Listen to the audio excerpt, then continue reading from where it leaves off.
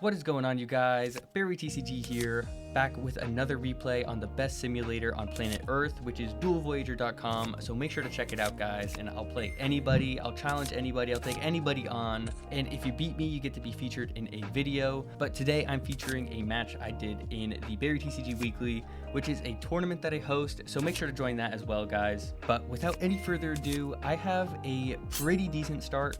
You know, I have two 7-cost Zoros in my hand, so I can't really complain. As Bonney, once I hit my 7-Don turn, I just kind of want to drop that card. But I wasn't able to find a 5-cost Nami or a 5-cost Porcelino, so I was a little disappointed this turn. In any case, I'll just attack with my leader and my 1-cost Bonney, just trying to apply pressure. Mihawk here is going to throw down his 6-cost Mihawk. What a fantastic card. And also using Odin to make it so my Sanji can't attack. And then he chooses not to attack over my Sanji, which I guess makes sense. I feel like you should just try to get it off the field while you can, because I'm going to take life cards no matter what. I'm Bonney, I don't really care. And then, I don't know, it just becomes a liability next turn. That's just how I feel. In any case, it'll still be active, so I will get an extra attack out of it unless he does something about it. So I'll throw down my Zoro, and then I attack with my leader, and he just counters out. So now on his turn, he throws down another Mihawk, filling up his field even more, but he doesn't play a second character out, which shocked me a little bit. But he does do some more searching and whatnot before he stacks some Dawn. And just kidding, he doesn't actually attack. It definitely made a little bit of sense, but you might as well kind of put me down a little bit, I feel like. Might as well put me at least to 7 because, you know, I'm happy to have 2 life cards. I'd much rather have 2 life cards than 1 life card because I can always just take that life card with my leader effect. So it really doesn't matter a whole lot. But in any case, I still attack and he counters out. You know, he has 2 life cards.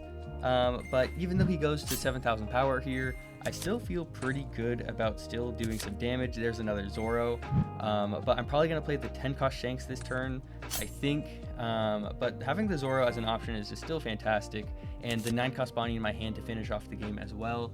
I really feel like I have this game in the bag at this point, because all I got to do is survive another turn, and then I feel like I could lock the game down, because I can just get over his characters and whatnot too. So yeah, there's my 10-cost Shanks, and yeah, I get over his 6-cost Mihawk, and his field looks fuller than it really is. He only has 2 real attacks, and then he of course plays down another Lawn Beppo.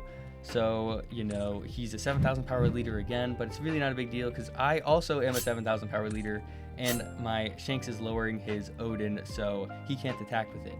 Now, there's another Shanks, so maybe I'll throw it down, lower everything by 2,000 power.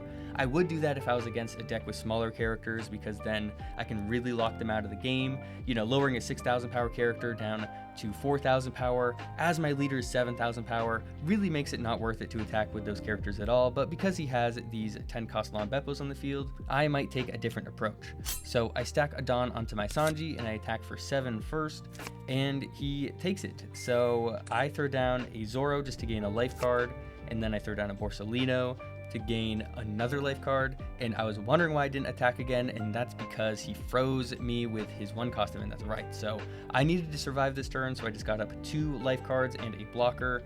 So now, even though he has, you know, big attacks and he actually has another Lawn Beppo, which is pretty crazy, putting him to 7 again, I don't think it's enough. Maybe it would have been more worth it to invest those Dawn instead. In any case, you know, he attacks. I'm actually able to counter out of this one, so I keep the Porcelino on the field, so I can use it as an extra attack if I really need to. So now I stack some Dawn onto my Zoro. I don't even bother stacking for my other Zoro. I just attack into him. I get some cards out of his hand, and then I put everything on, and then I attack him again. So good game to Fire Fist Al. Bonney is just one of my favorite decks. So if you guys want to check out my list, I left it in the description below. Make sure to join my tournament. I host it every single week on DuelVoyager.com. It's completely free, and it is played on the best sim of all time. So make sure to check that out as well. And if you enjoyed the video, make sure to like and subscribe. But if you're still here, you're the best, and I'll see you guys next time.